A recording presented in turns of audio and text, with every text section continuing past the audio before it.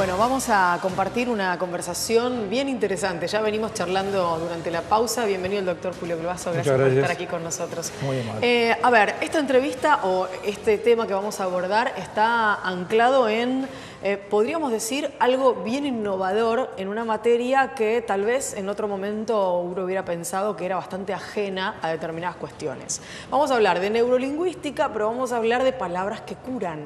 Claro. ¿Cómo empezamos a explicar esto, que ya es un libro que acaba de salir, pero que tiene además una trayectoria de algunos años en el trabajo de ustedes en el Hospital Allí en Avellaneda? Esto es muy fácil. Si las palabras se enferman, por lo contrario, las palabras tienen que tener el mismo poder para lograr el efecto inverso, curar. Cualquier persona sabe, cualquier trabajador, cualquier hijo, cualquier padre sabe que las palabras latigan en él al sistema emocional.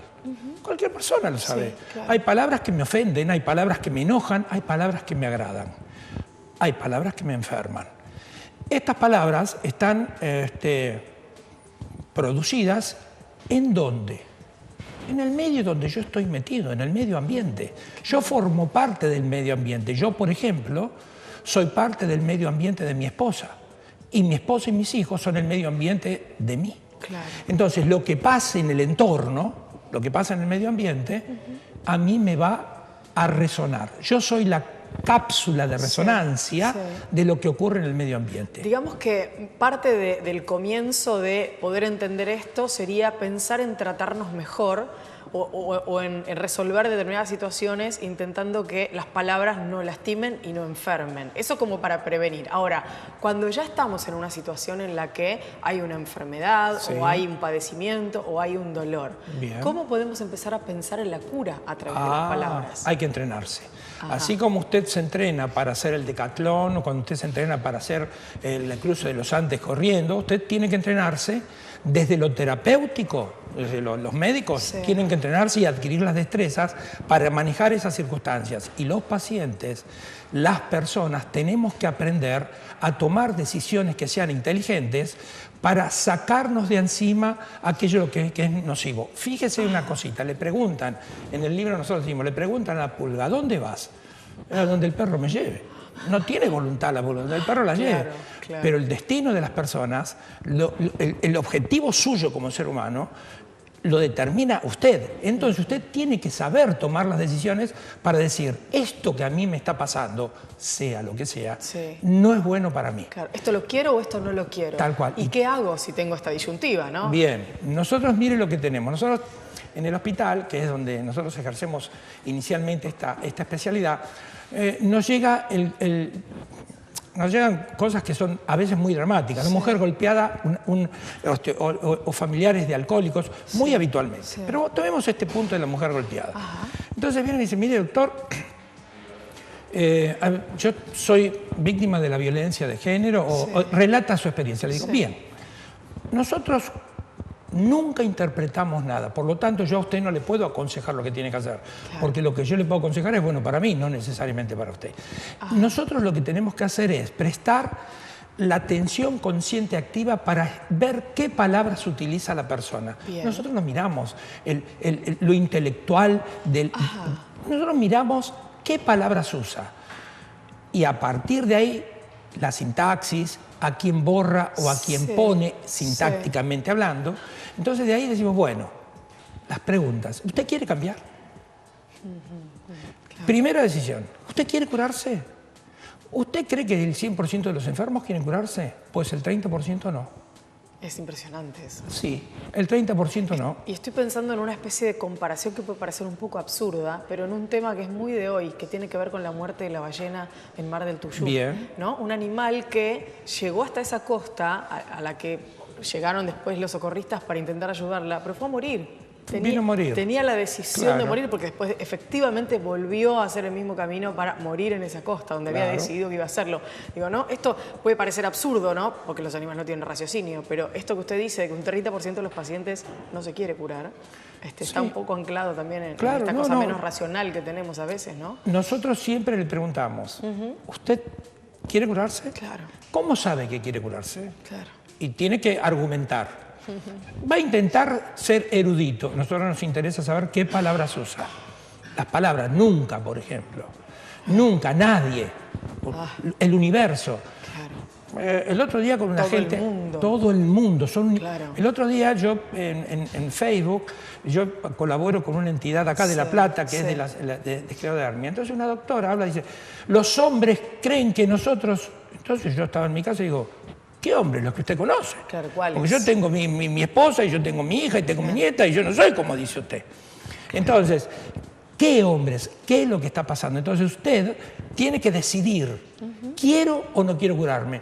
Si el beneficio de la no curación es más grande porque está el beneficio secundario, hay experiencias de todo tipo.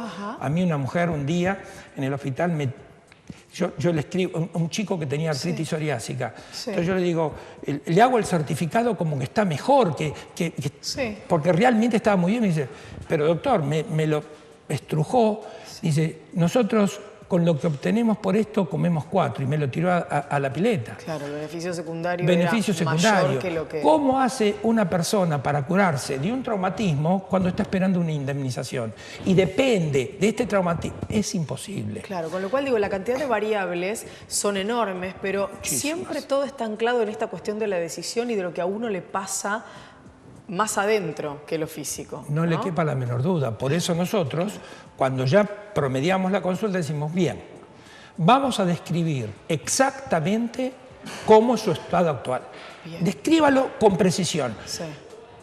Y defíname exactamente cómo quiere estar. Porque el medio de estas dos páginas, el medio de estas dos opciones, es el medio donde se desarrollan las acciones que transforman una instancia en la otra.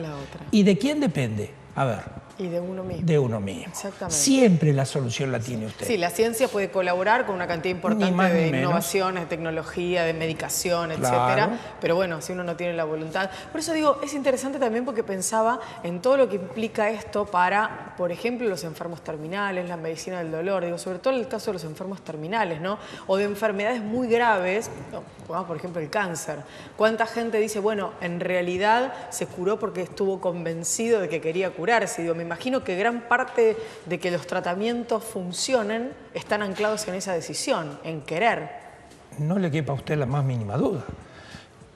Gran parte de los que tratan, muchos pacientes oncológicos se han curado cuando decidieron cortar con los tratamientos que le estaban haciendo y decir, bueno, me va a ayudar un sanador. Pero hay lleno de casos de pacientes médicos, inclusive, que los han curado sanadores. ¿Sabe por qué? Porque la fuerza está en uno. La química ayuda, pero la esperanza, la confianza, la fe, señora. La falta de confianza y la falta de fe muchas veces le enferman a una persona.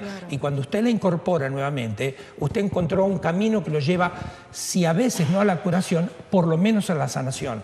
Y sanarse, vivir sano, aunque no curado, es muy importante.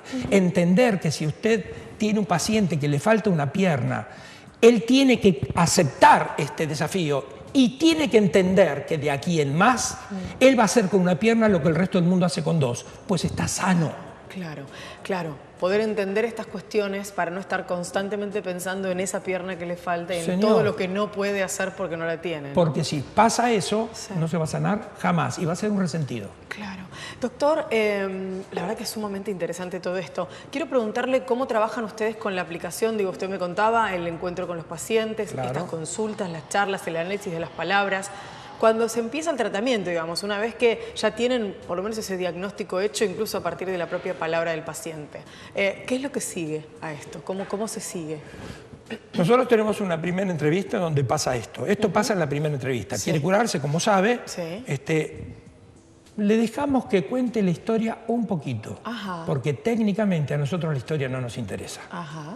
Hay gente que tiene los 2 pies colocados en el pasado. Entonces nosotros tenemos unos círculos de papel que dice ayer, el pasado, el futuro, una F de futuro.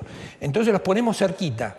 Entonces hay gente que se para con los 2 pies en el pasado y viven de la historia y no pueden salir de esta instancia.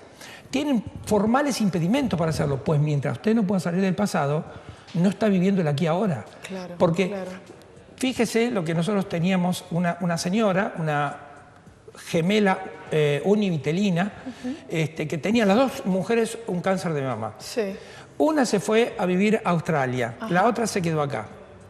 Hizo metástasis, esta señora que se quedó acá, la de Australia no, aunque debiera por haberlo hecho. Sí. Entonces, cuando yo le hago un ejercicio, señora, ponga 5 causas de beneficio de la enfermedad y ponga 5 beneficios de curarse. Los 5 beneficios de la enfermedad me los puso, de curarse ninguno. Qué curioso. Porque estaba pasando cuentas al entorno donde ella estaba. Porque yo quiero que sepan, porque lo que me hicieron, vive el pasado. Claro. No está viviendo el aquí ahora, no se da cuenta del aquí ahora. Hay enfermos que ponen un pie en un lado y ponen un pie en el otro. Entonces nosotros hacemos, a ver, si ponemos los 2 pies en el futuro, ¿qué es lo que ve? Y ve lo que hay que hacer. Ya deja de contar la historia. La historia es una construcción mental. Sí, es maravillosa, pero para contarla en un asado, digamos. Señor, acá somos un grupo de personas. Cada uno tiene su historia. ¿Qué es? Una construcción mental. La historia es una construcción mental. Entonces, salga. Y le vamos agregando cosas cada vez que la volvemos a contar, ¿no? Señor, pero por eso mi esposa viene y me dice, yo soy un exjugador de rugby. Y viene mi mujer y me dice, pero ustedes siempre cuentan lo mismo. Sí, pero no siempre lo mismo. Porque cada vez que se cuenta es distinta. Claramente. Nos volvemos a divertir. Y bueno, pasa eso con la historia. Doctor, es tan interesante lo que me cuenta. Yo quiero preguntarle por una disciplina que en alguna oportunidad tuve la fortuna de empezar a desarrollar y después uno intenta aplicarlo en esta vida loca lo más que puede, que es el mindfulness. Digo, porque a veces tiene una conexión esta posibilidad de esta meditación o esta suerte de meditación científica en poder pararse en el aquí y ahora y poder entender que lo que nos está pasando ahora es esto y nada más. Digo, si estamos con la cabeza allá y acá, se nos hace un poco difícil poder vivir el presente. Es cierto. Usted, para lograr este tipo de cuestiones, usted puede recurrir a... Hay una infinidad de caminos. Hay una infinidad de caminos que la inducen a usted a que tome decisiones para cambiar el estado presente. Claro. Si su estado presente es bueno, no lo va a querer cambiar usted. ¿Por qué yo voy a cambiar esto? Claro, le dice. ¿por qué lo voy a cambiar? Claro, pero si su estado presente no es bueno y usted aspira a una cosa mejor, usted puede valerse de infinitos caminos. Esto sencillamente es uno más. Bien. No es distinto a lo que puede lograr un sacerdote. No es distinto a lo que puede lograr un buen amigo, un buen esposo, un buen hijo. Bien. No es distinto, porque, a ver, gran parte de esto se sostiene en el deseo de que la cosa ocurra. Este es el punto. Y si lo llama esto o aquello, es lo mismo. No es una cuestión de nombre. Doctor, si la gente que nos está viendo quiere encontrarlos, quiere saber cómo funciona este servicio, ustedes están en el Hospital Presidente Perón en Avellaneda. Claro, seguro. ¿Y el servicio se llama Neurolingüística? Sí, señor. Así es el servicio de medicina neurolingüística. Funciona en el hospital de manera gratuita. Para quedar acorde a mis convicciones, este servicio no es rentado en ningún lado del país. Bien. O sea que acá no hay un interés de ningún tipo. Claro. Esto se hace en el hospital o no se hace en ningún lado. Doctor, muchísimas gracias. Un gran placer haberlo tenido aquí. Muy amable usted y muy generoso. Por favor.